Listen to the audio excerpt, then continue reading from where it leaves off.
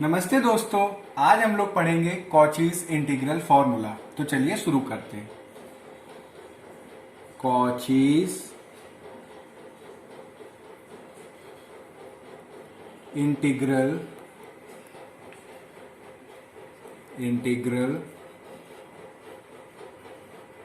Formula.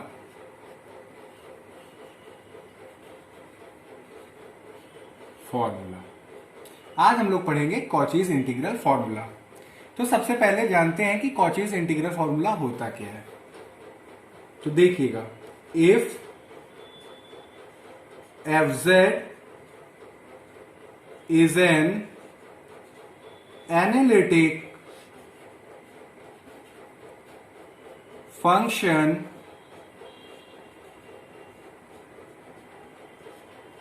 in a simply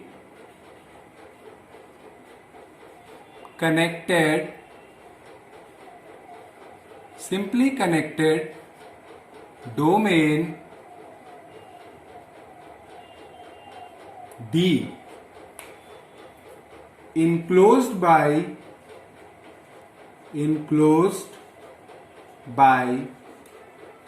a rectifiable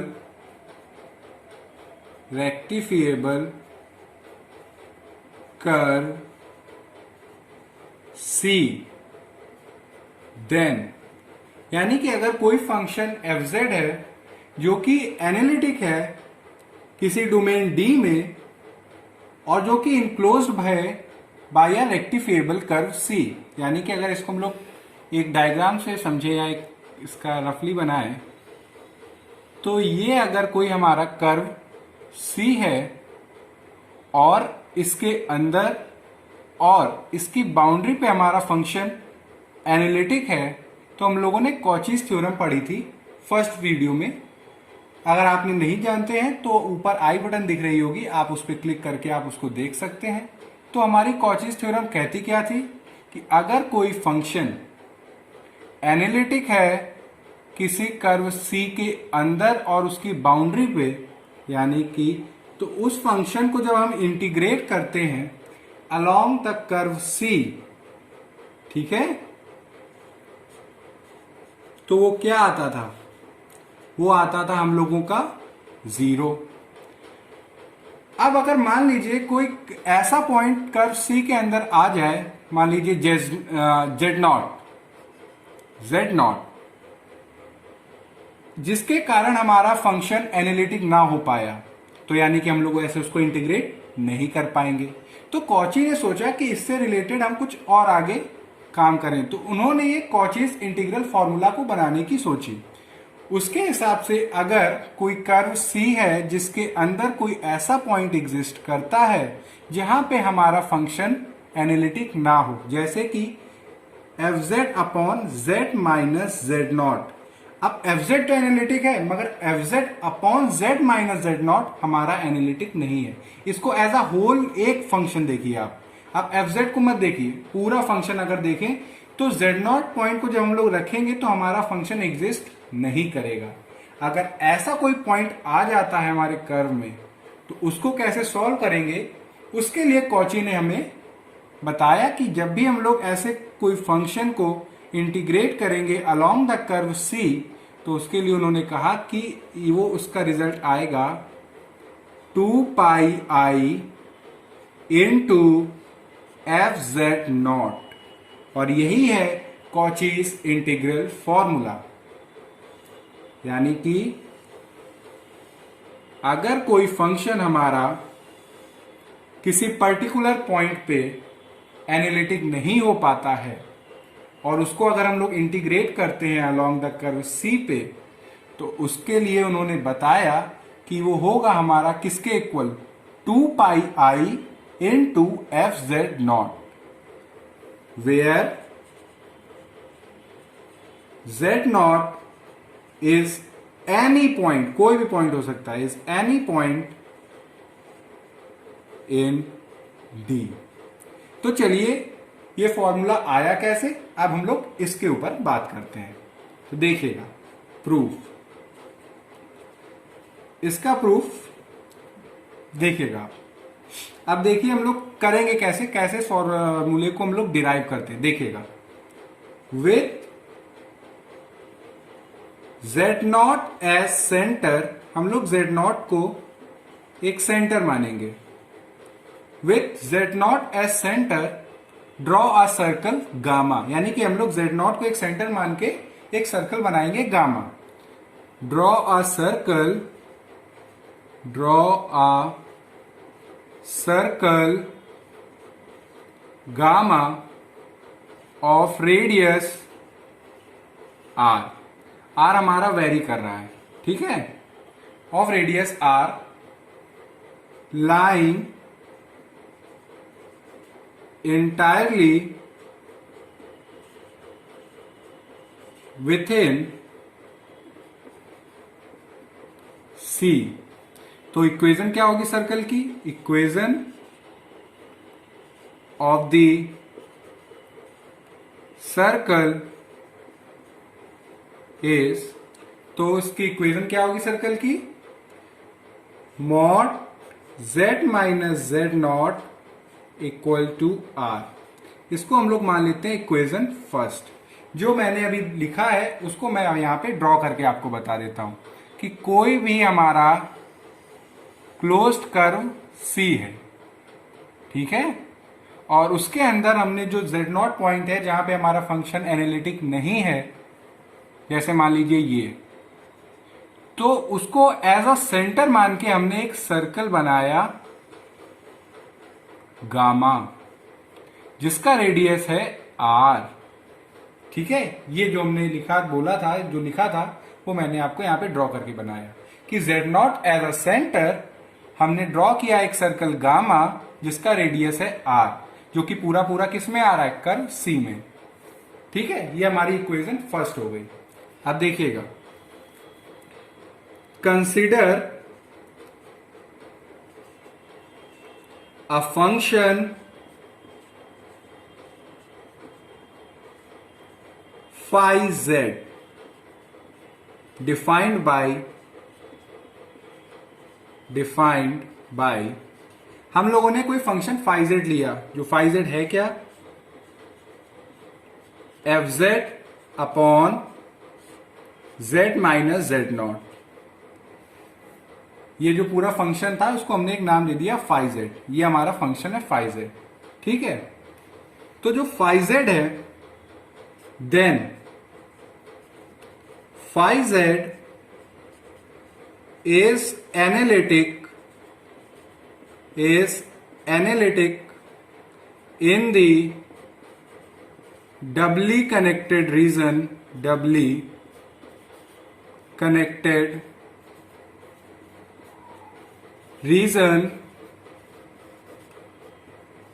bounded by C and gamma, ठीक है। तो हम लोग यहां पे यूज करेंगे by Cauchy's theorem for multiply connected region. By Cauchy's theorem for multiply connected region, we have integration along C phi z dz equal to integration along gamma phi z dz। अब आप लोगों के दिमाग में question आ रहा होगा कि क्या है Cauchy's theorem for multiply connected region. तो अब इसको हम लोग शॉर्ट में यहां पे समझ लेते हैं इसको कि ये हमारी थ्योरम क्या होती है। तो देखिएगा, अगर कोई क्लोज्ड कॉन्टूर है C1 और उसके अंदर एक और क्लोज्ड कॉन्टूर सर्किल है या कोई क्लोज्ड कॉन्टूर कर्व है C2, ठीक है, जो इसके पूरा पूरा अंदर आता है, C1 के अंदर है पूरा पूरा C2। तो ये जो रीजन है ये रिंग शेप्ड रीजन, ये वाला, ये इसके बीच में अगर हमारा फंक्शन एनालिटिक होता है तो उसको हम लोग लिखते हैं कि integration along C1 FZ dz equal to integration along curve C2 FZ dz। यानी कि कोई FZ हमारा कोई फंक्शन है जो कि एनालिटिक है और ये C1 के अंदर हमारा पूरा पूरा कर्व एक C2 आता है, इनके बीच के रीजन में अगर हमारा फंक्शन पूरा एनालिटिक है हर एक पॉइंट पे, तो हम लोग लिख सकते हैं कि integration along C1 FZ dz equal to integration along C2 FZ dz। अगर इसमें एक और कर्व भी आ गया C3 C4 C5 Cn, तो जो C1 के अंदर जितने कर्व आएंगे उसके बराबर हो जाएगा। यानी कि कहने का मतलब है मेरा integration along C1 FZ dz हमारा इक्वल होगा integration along C2 FZ dz plus integration along C3 FZ dz plus so on. ठीक है, यानी कि मेरा मतलब ये है कहने का कि अगर एक बड़ा सा कोई कर्व है और उसके अंदर छोटे छोटे नॉन इंटरसेक्टिंग छोटे छोटे कॉन्टूर्स आते हैं, तो उनके लिए कॉची ने थ्योरम बनाई फॉर मल्टीप्लाई कनेक्टेड रीजन, जिसके हिसाब से उस बड़े वाले इंटीग्रेशन के अलोंग वो सारे इंटीग्रेशन का सम होगा जो कर्व होंगे। तो चलिए हम लोग अपने टॉपिक पे फिर से वापस आते हैं। जहां पे C और गामा हैं वो ट्रेवर्स्ड इन एंटी क्लॉकवाइज डायरेक्शन, यानी कि हम इनको ले रहे हैं इस डायरेक्शन में, दोनों ही चीजों को लिख देते हैं। Where C and gamma both traversed in anti-clockwise direction, in anti-clockwise direction। ठीक है, ये हो गई हम लोगों की यहां तक बात। अब क्या करेंगे, फाइव जेड की जगह हम लोग लिख देंगे ये फंक्शन। देखिएगा, integration along C FZ Z minus Z naught dz is equal to integration along gamma FZ Z minus Z naught dz। अब हम लोग एक काम करते हैं, FZ Z minus Z naught dz में हम लोग सब्ट्रैक्ट कर रहे हैं ये term FZ not Z minus Z not dz equal to FZ Z minus Z not dz gamma FZ not Z minus Z not dz। ठीक है, अभी हम लोगों ने कुछ नया नहीं किया। Integration along curve gamma FZ not upon Z minus Z not dz हमने दोनों साइड से सब्ट्रैक्ट किया। अब देखिए, FZ Z minus Z not dz, FZ not हमारा कांस्टेंट है, इसको हम लोग बाहर निकाल लेंगे। Gamma 1 upon Z minus Z not dz is equal to integration along curve gamma, ये दोनों कर्व द कर्व्स गामा कर रहे हैं तो इनको हम लोग एक साथ भी लिख सकते हैं। FZ not Z minus Z not dz। ठीक है, अब हम लोग एक काम करते हैं, अभी हम लोगों ने सर्कल गामा की इक्वेशन पढ़ी थी तो इसका यूज करेंगे। Putting Z minus Z not is equal to R e की पावर I थीटा, इसको दोनों साइड हम लोग जब डिफ्रेंशिएट करेंगे तो आएगा dz is equal to I R e की power I theta d theta. ये जो हम लोगों का इंटीग्रेशन है, integration along the curve gamma 1 upon Z minus Z naught, इसको हम लोग जरा सॉल्व करते हैं।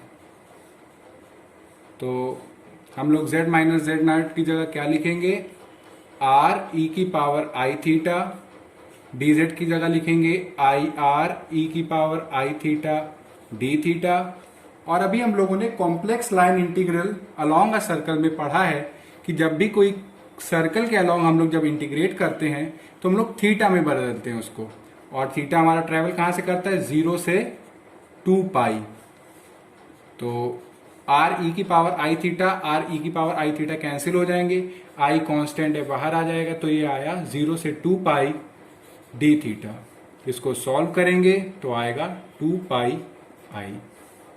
इसको हम लोग इक्वेशन सेकेंड मान लेते हैं अगर, तो ये वैल्यू 2 पाई आई जो इसकी आई, इसको हम लोग सब्सटीट्यूट करेंगे। Substitute in equation 2 we get, क्या मिलेगा हम लोगों को, देखिएगा, integration along curve C f z z minus z not d z f Z naught. अब हम लोगों ने इसकी वैल्यू निकाल ली है, इसको पुट कर देंगे तो ये 2 pi i is equal to integration along curve gamma f z minus f Z nought z minus z not d z. इसको मान लेते हैं इक्वेशन थर्ड। ठीक है, हम लोग यहां पे पहुंचे। अब हम लोगों को पता है कि हमारा फंक्शन एफ जेड हर जगह एनालिटिक है।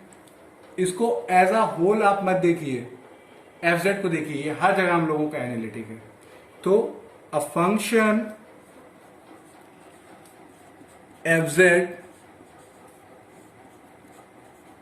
is continuous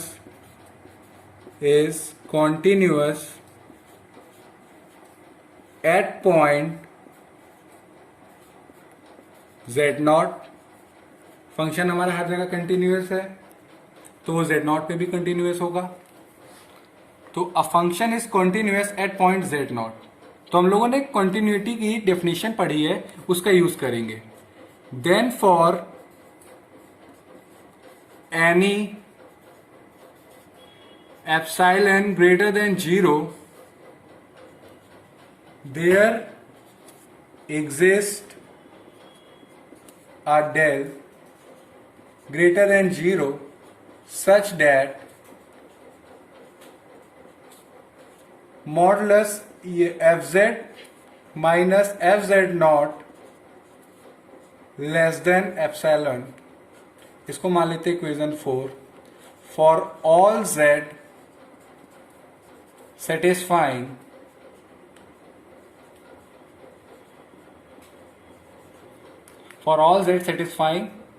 Z minus z naught less than del, यानी कि कंटिन्यूटी की डेफिनेशन का हम लोगों ने यूज किया।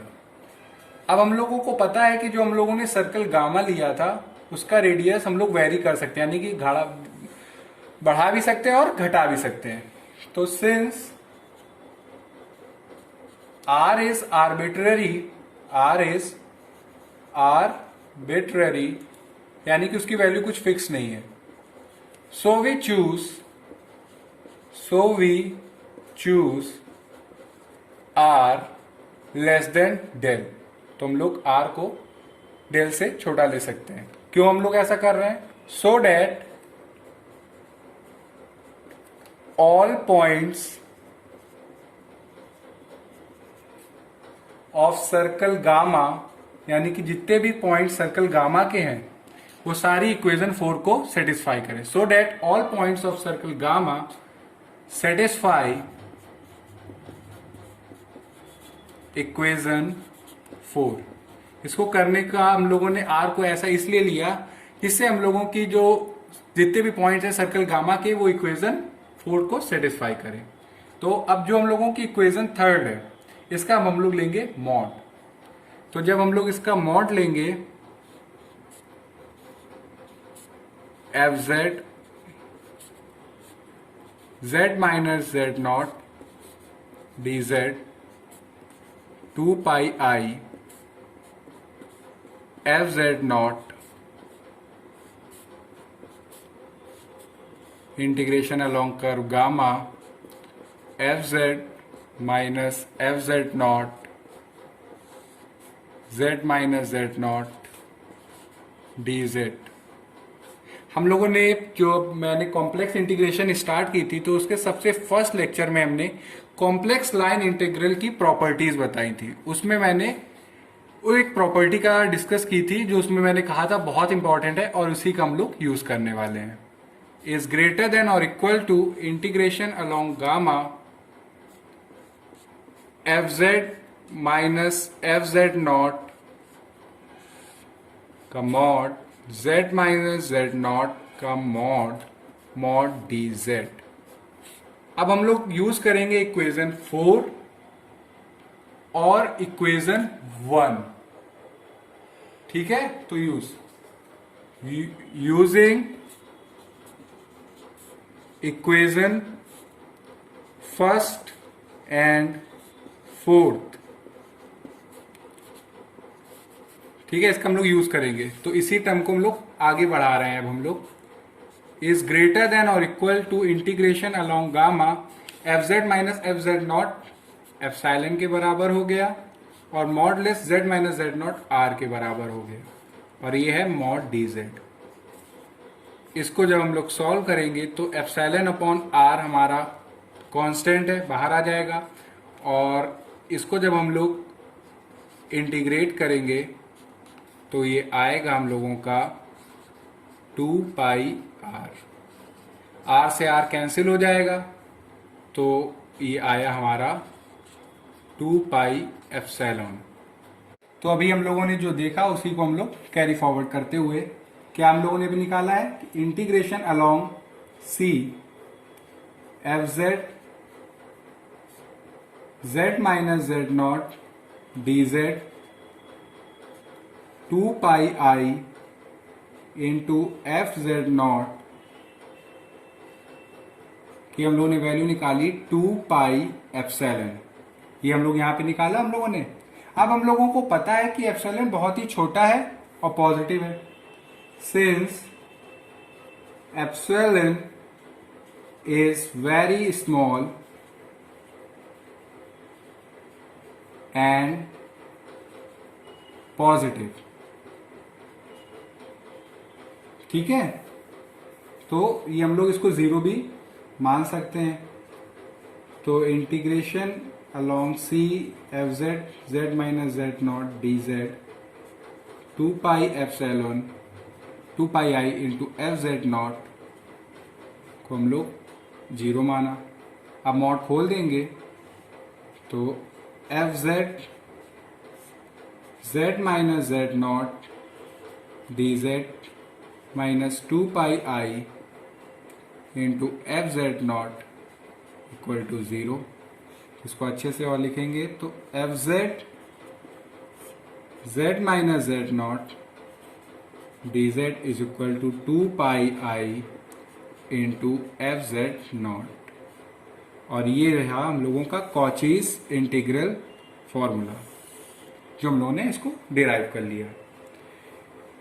इस वीडियो लेक्चर में हम लोगों ने कॉचीज इंटीग्रल फॉर्मूला के बारे में पढ़ा और उसके डेरिवेशन को देखा।